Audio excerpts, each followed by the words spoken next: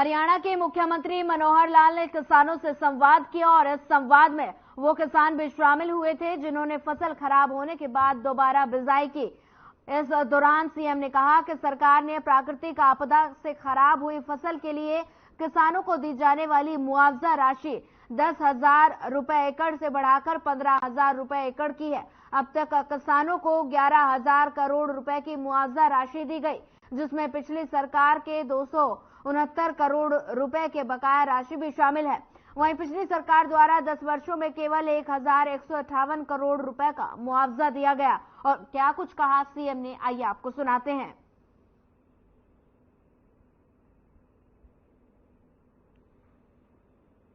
आपदा से जो फसल खराब हुई उसका मुआवजा, और चाहे फसल को दोबारा बोने के लिए हमारे किसान बंधुओं को मेहनत करके और फसल खराब होने के बाद दोबारा बिजाई करनी पड़ी, ऐसे सब लोगों से मैं बात कर रहा हूं। तो इस नाते से जो आपको हमने मुआवजा दिया है उसकी जानकारी आपको हो ही गई होगी कि दोबारा बिजाई के नाते से 50,000 एकड़ लगभग ऐसा क्षेत्र था जिसमें 7,000 रुपया प्रति एकड़ के हिसाब से हमने उनको मुआवजा दिया है। ऐसे ही जो प्राकृतिक आपदा, इस नाते से भी कुल मुआवजा जो इस बाढ़ के कारण से दिया गया वो 112 करोड़ रुपया दिया गया है। अगर मैं पिछले सब वर्षों की बात करता हूं तो ऐसा किसानों को जो दिया जाने वाला मुआवजा, हालांकि मुआवजा तभी दिया जाता है जब किसान परेशान होता है, दुखी होता है, लेकिन पर्याप्त मुआवजे की जब हिसाब किताब लगाता हूं तो मुझे संतोष होता है कि हमने पिछले 9.5 साल में लगभग 11,000 करोड़ रुपए का मुआवजा दिया है। अगर मैं कांग्रेस के 10 वर्षों का हिसाब आपको बताऊं तो मात्र 1,100 करोड़ रुपया दिया गया। 10 गुना एक प्रकार से मुआवजा हमने किसान को दिया है। वो इसीलिए देने का मन हुआ कि मुझे मालूम है किसान की पीड़ा क्या होती है, क्योंकि मैं स्वयं किसान हूं, किसान का बेटा हूं। आज भले मुख्यमंत्री का दायित्व मेरे पास है, लेकिन किसान की पीड़ा क्या होती है ये मैं अच्छी प्रकार से समझता हूं। तो इसलिए भाइयों बहनों, हमने किसानों के लिए हरदम, चाहे देश के प्रधानमंत्री नरेंद्र मोदी जी हों, चाहे आपके साथी मनोहर लाल की बात हो, हमेशा किसान के साथ खड़े रहे हैं। जैसा आपने को पता है, प्रधानमंत्री जी भी पीएम किसान सम्मान निधि के नाते से और हर 4 महीने में एक किस्त हमको भेजते हैं।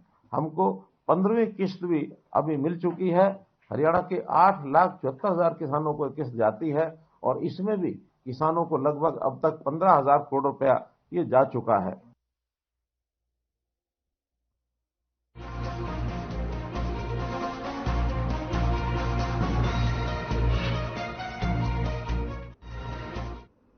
प्रदेश के हर इलाके में आम आदमी पार्टी की बदलाव यात्रा चल रही है और लोगों द्वारा भी इस बदलाव यात्रा को भरपूर समर्थन मिल रहा है।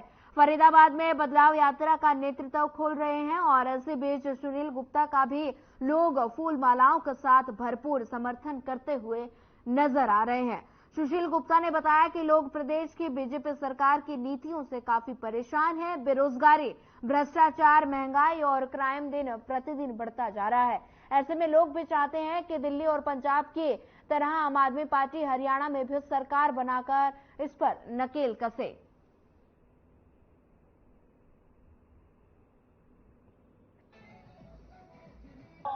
आम आदमी पार्टी की जो है बदलाव यात्रा जो है पृथला विधानसभा क्षेत्र पहुंची है, क्योंकि मैं आपको बता दूं कि आज पृथला जो है आम आदमी पार्टी का जो बदलाव यात्रा है वो लगातार जो है वो विधानसभा में पहुंच रही है। तो सुशील गुप्ता यहाँ पर अध्यक्षता कर रहे हैं और वो यहाँ पर पहुंचे हैं।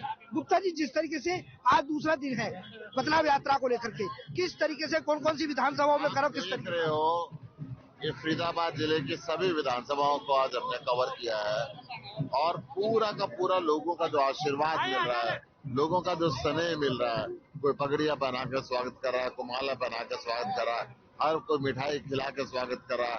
हर व्यक्ति बदलाव चाहता है, हर व्यक्ति हरियाणा के लाल अरविंद केजरीवाल को चाहता है, हर व्यक्ति अच्छे स्कूल चाहता है, अच्छे कॉलेज चाहता है, हर व्यक्ति अच्छे हॉस्पिटल चाहता है, अच्छे मोहल्ला क्लिनिक चाहता है, बच्चों के लिए रोजगार चाहता है। हरियाणा सरकार ने सारी व्यवस्थाओं को फेल कर दिया। भ्रष्टाचार चरम सीमा पे पहुंच चुका है, महिलाओं के प्रति अपराध चरम सीमा पे पहुंच चुका है, बेरोजगारी में हरियाणा नंबर 1 है। अब हरियाणा के लोग हरियाणा के लाल अरविंद केजरीवाल को फरीदाबाद दूसरा दिन है और तीसरी विधानसभा में आपका जो है दौरा चल रहा है, तो कितना जो है लोगों का जो सहयोग है, प्यार है, वो लोगों को जनता का कितना? आप देख रहे हो चारों तरफ से पूरा गांव निकल कर आया हुआ, हर आदमी चाहता है कि अब बदलाव हो, अब अरविंद केजरीवाल आए, अब दिल्ली और पंजाब की तरह हरियाणा भी विकसित। गुप्ता जी, देखा जा रहा है कि जिस तरीके से बीजेपी अभी तक नगर निगम के चुनाव भी नहीं करवा पाई है, पूरे 1.5 साल 2 साल हो चुके हैं, तो किस वजह से क्या मानते हैं? डर से भारतीय जनता पार्टी बैकडोर से जनता पे शासन अफसरों के माध्यम से करना चाहती है। इनको पता है काउंसलर में जीतेंगे नहीं। फरीदाबाद कभी इंडस्ट्रियल नगरी के रूप के अंदर जाना जाता था, सारे देश के लोग फरीदाबाद को जानते थे। आज कूड़ों के ढेर के रूप के अंदर जाना जाता है, आज बेरोजगारी के लिए जाना जाता है, आज पोल्यूशन के लिए जाना जाता है, आज गंदे पानी के लिए जाना जाता है। फरीदाबाद का विकास इन्होंने किया नहीं। गुप्ता जी, इस जो है बीजेपी की विकसित भारत संकल्प यात्रा भी चल रही है, तो उस यात्रा पर आपका कितना फर्क पड़ेगा? आप देखिए, चारों तरफ अंधेरा है, बिजली कई घंटे आती नहीं है, हमें भी कैमरे की लाइट के अंदर चलना पड़ रहा है। तो ऐसे हिंदुस्तान कैसे विकसित होगा? ना अच्छे स्कूल दें, ना अच्छे कॉलेज दें, ना बिजली दें, ना पानी दें, और 50,000 करोड़ रुपए का सालाना घाटा हरियाणा के अंदर करते रहे। दिल्ली के अंदर 24 घंटे बिजली है, फ्री है, 24 घंटे पानी है, फ्री है, उसके बाद भी 8,200 करोड़ रुपए सालाना मुनाफा है। तो कहीं ना कहीं हरियाणा के मुख्यमंत्री भी कहते हैं कि जो है लोकसभा के साथ विधानसभा का चुनाव करवा दिया जाए, तो क्या मानते हैं, क्या कहीं ना कहीं मोदी का फायदा लेने का? ये चुनाव चाहे कल कराएं, हम हर स्थिति में लड़ेंगे, हर स्थिति के लिए तैयार है। तो किस पार्टी से आपका जो है मुकाबला रहेगा 2024 के इलेक्शन? मुकाबला हमारा किसी से नहीं है, क्योंकि हम अपने संगठन पे भरोसा कर रहे हैं, हम अपने लोगों के ऊपर भरोसा कर रहे हैं। अब लोग बदलाव चाहते हैं। भारतीय जनता पार्टी की 10 से नीचे सीट आने वाली है। बिल्कुल, जिस तरीके से देखा जा रहा है कि उन्होंने गुप्ता ने कहा कि बीजेपी की जो सीट है, यानी कि जो विधानसभा में सीटों की बात की जाए तो वो लगभग 10 सीटें ही आएंगी। तो इस तरीके से यहाँ पर जो है बयानबाजी करते हुए नजर आ रहे हैं, और साफ तौर पर ये कह रहे हैं कि जिस तरीके से जो है फरीदाबाद में लगातार बदलाव यात्रा जो चल रही है, तो उसका पूरा प्यार और सहयोग जनता का मिलता दिखाई दे रहा है। फरीदाबाद से हर खबर के लिए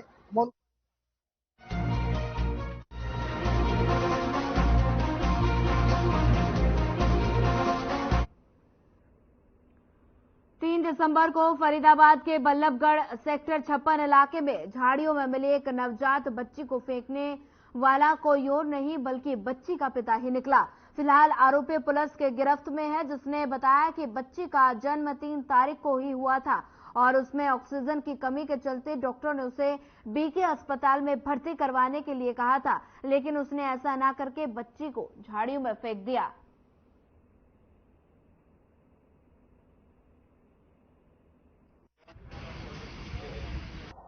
ये जी 3 तारीख को एक नीतू नाम के औरत जाजरू में जो किराए पर रहते थे, इसको पेट में दर्द उठा तो इसके पति ने इसको जीएच बल्लभगढ़ में दाखिल करवा दिया,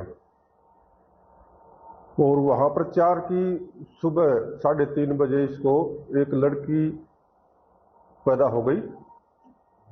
लड़की में ऑक्सीजन की कमी थी, तो डॉक्टरों ने इसको बीके हॉस्पिटल के लिए रेफर कर दिया। तो ये लड़की का जो पिता था, ये लड़की को वो बीके के लिए लेकर चल पड़ा, और इसने इसको लड़की को बीके में दाखिल ना करवा के सेक्टर 59 में नर्सरी के पास झाड़ियों में फेंक दिया।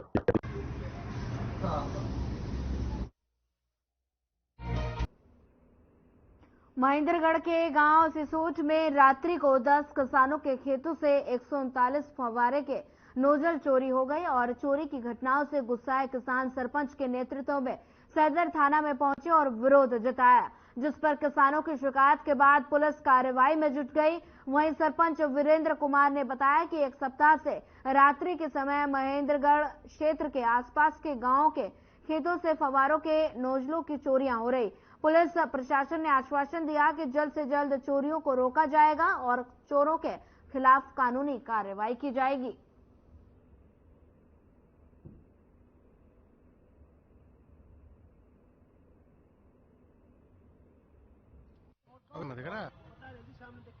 नोजल चोरियों की काफी कंप्लेंट शिकायत आ रही है, उनके बार आश्वासन दिया है, परंतु अब उन चोरों पे पकड़ने के लिए टीम गठित करी गई है। उनको शीघ्र जल्दी से जल्दी गिरफ्तार किया जाएगा और निगरानी करी जाएगी।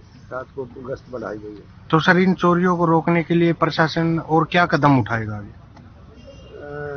गश्त ज्यादा बढ़ा दी जाएगी और ज़्यादा निगरानी की जाएगी, उनको शीघ्र गिरफ्तार किया जाएगा। ये है जी 12 तारीख से दिल्ली ही नोजल चोरी हो रहे हैं। पहले रिवासा में हुए, फिर कुरावटा में हुए, सिसोट में हुए, माजरा में हुए, खारा में हुए, हर गाँव में दिल्ली चोरों ने चोरी कर रखी। परेशान है जी किसान बहुत ज़्यादा, मोटरें बंद है, सिंचाई हो नहीं पा रही। तो ये मामला था। अब आज अभी 3-4 गाँव से इकट्ठे होकर पुलिस प्रशासन के पास आए हैं। पुलिस ने क्या आश्वासन दिया? इन्होंने कहा जी 3 दिन में चोरों पकड़ लेंगे।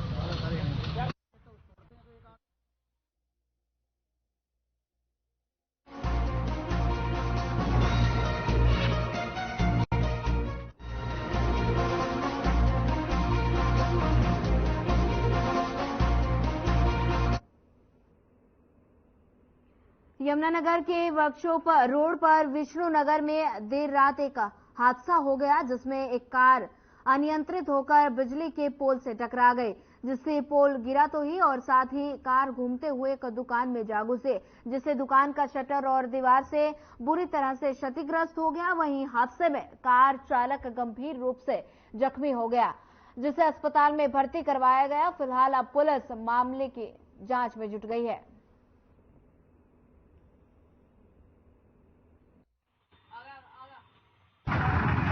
था जी यहाँ एक गाड़ी टकराई है, दुकान में बहुत भारी एक्सीडेंट हुआ है। ये एक्सीडेंट हुआ था यहाँ तो सामान सारा बिखरा पड़ा, टूटा पड़ा था। गाड़ी तुम ले जा चुके थे, जब मैं पहुंचा गाड़ी ले जा चुके थे, बहुत लेट गया हमें यहाँ। देखो आप सामने सारी दुकान का चेक कर,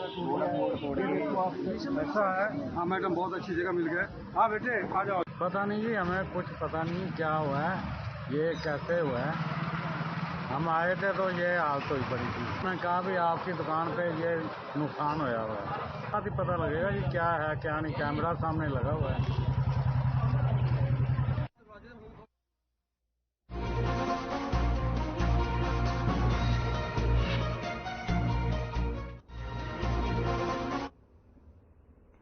कुरुक्षेत्र ब्रह्म सरोवर तट पर अंतर्राष्ट्रीय गीता महोत्सव के मद्देनजर तीर्थ पूजन और हवन यज्ञ हुआ, जिसमें गीता मनीषी स्वामी ज्ञानचंद महाराज, बीजेपी प्रदेश अध्यक्ष नायब सैनी और विधायक थानेसर सुभाष सुधा ने ब्रह्म सरोवर के जल का आचमन किया और साथ ही हवन यज्ञ में शामिल होकर सफल आयोजन की कामना भी की। इस दौरान नायब सिंह सैनी ने कहा कि अंतर्राष्ट्रीय गीता जयंती महोत्सव प्रदेश की एक ऐसी धरोहर है जिसके आयोजन को लेकर देश और दुनिया में पूरा वर्ष उत्साह और प्रतीक्षा रहती है।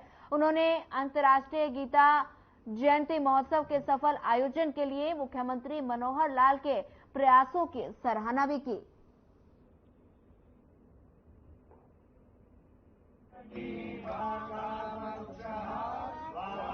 सुबह हवन यज्ञ के साथ आज इसका शुभारंभ हुआ है।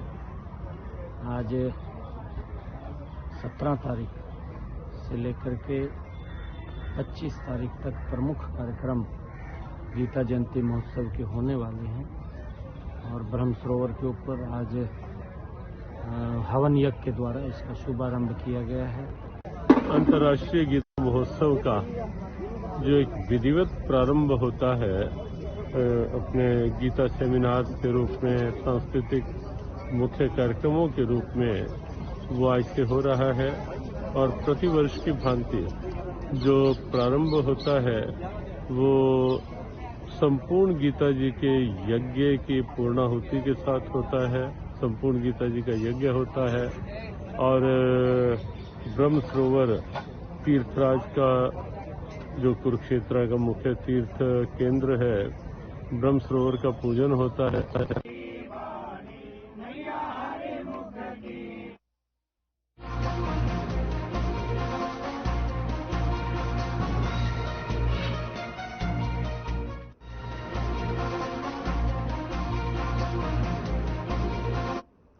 केंद्र सरकार के आदेश पर मंदिर निर्माण कमेटी ने भगवान राम जन्मभूमि उत्सव का दिन जनवरी महीने में रखा है, लेकिन उससे पहले झज्जर शहर रविवार भगवान राम की भक्ति में पूरी तरह से रंगा दिखा। बता दें कि शहर में अक्षत कलश परिक्रमा निकाली गई है और इस दौरान यात्रा में महिलाओं ने बढ़ चढ़कर हिस्सा लिया। अक्षत कलश यात्रा में शामिल महिलाएं अपने सिर पर कलश उठाए नाचते और झूमते हुए भक्ति में शक्ति का अपना अनूठा उदाहरण पेश कर रही हैं। वहीं आपको बता दें, विश्व हिंदू परिषद की तरफ से ही आज भव्य आयोजन रखा गया है, जो कि हाजिरी की दृष्टि से काफी सफल रहा।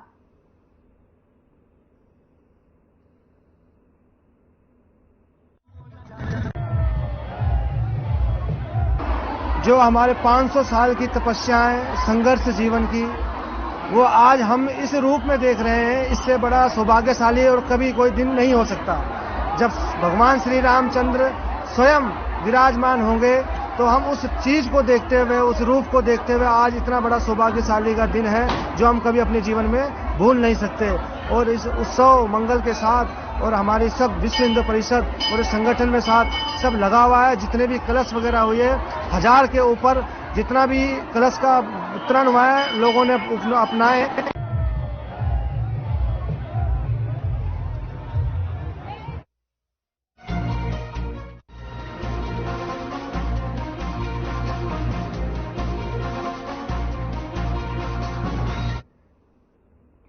हरियाणा के गृह मंत्री अनिल विज ने 1971 की लड़ाई के विजय दिवस पर मीडिया कर्मियों से बातचीत करते हुए कहा कि पाकिस्तान से जब भी लड़ाई हुई तो उसके दांत खट्टे करने का काम भारत की सेनाओं ने किया। उन्होंने कहा कि पाकिस्तान को हमेशा हमारे जवानों ने धूल चटाई है और इन सभी लड़ाइयों में हरियाणा के अधिकतर युवाओं ने अपना योगदान दिया।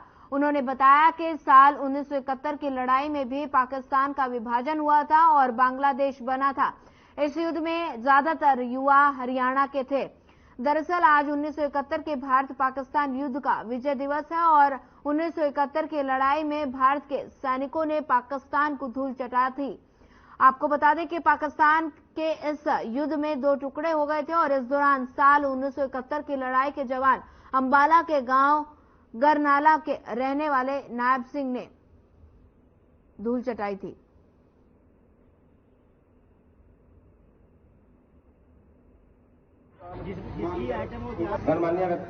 ये तो मोदी जी का विजन है कि अपनी योजनाओं को हर आदमी तक पहुंचे।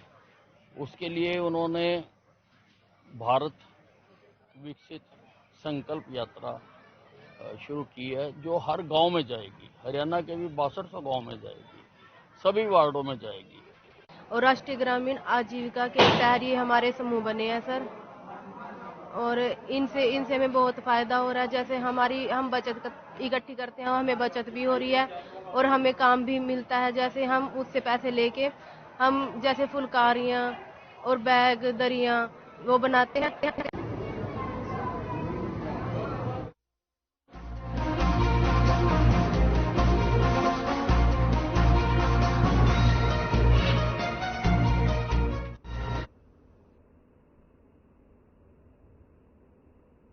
बता दें कि आज 1971 में हुए भारत पाकिस्तान युद्ध का विजय दिवस है। आपको बता दें 1971 की लड़ाई में भारत के सैनिकों ने पाकिस्तान को धूल चटाई थी और पाकिस्तान के इस युद्ध में 2 टुकड़े हो गए। 1971 की लड़ाई के जवान अंबाला के गांव गरनाला के रहने वाले नायब सिंह ने वो दास्तां बताई कि जिस तरीके से युद्ध लड़ा गया वो कैसे, और उन्होंने दुश्मनों का डटकर सामना किया। वहीं गृह मंत्री अनिल विज ने भी इस युद्ध को लेकर अपनी प्रतिक्रिया दी। उन्होंने कहा कि पाकिस्तान से पहले भी हमारे कई युद्ध हुए हैं और हमेशा पाकिस्तान के दांत खट्टे किए हैं। 1971 की लड़ाई में भी पाकिस्तान का विभाजन हुआ था और बांग्लादेश बना था। इस युद्ध में ज्यादातर युवा हरियाणा के थे।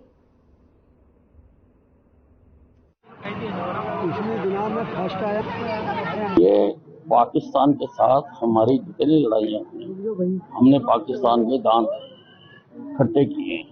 1971 में तो पाकिस्तान से अलग होकर बांग्लादेश बना है और पाकिस्तान को हमेशा हमारे जवानों ने धूल चटाई है और इन सारी लड़ाइयों में हरियाणा के अधिकतम युवाओं ने अपना योगदान दिया।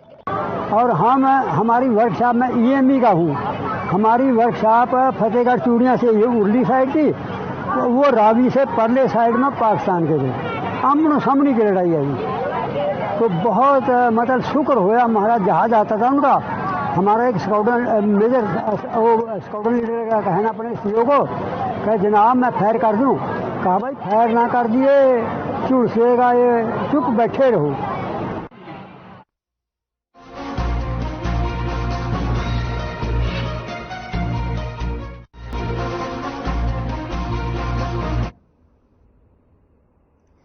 इनेलो प्रमुख अभय चौटाला कुरुक्षेत्र के कस्बा शाहबाद में पहुंचे, जहां उन्होंने कार्यकर्ताओं की बैठक ली और विपक्षी सरकार पर हमला करते हुए उन्होंने कहा कि सरकार के लोग और कांग्रेस के लोग अपराधियों को बचाने में लगे हुए हैं। चौटाला ने आगे कहा कि इसीलिए उन्होंने हाईकोर्ट के सिटिंग जज से जांच की मांग की, वहीं पता चले कि असली अपराधी कौन है। साथ ही उन्होंने कहा कि सरकार की गलत नीतियां हैं, इसीलिए बच्चे विदेश में जा रहे हैं। इनेलो की सरकार बनने पर बच्चों को रोजगार देने के साधन उपलब्ध करवाएंगे और बच्चों के लिए ऐसी योजनाएं लाएंगे कि विदेश में गए बच्चे भी वापस भारत में आकर रोजगार करेंगे।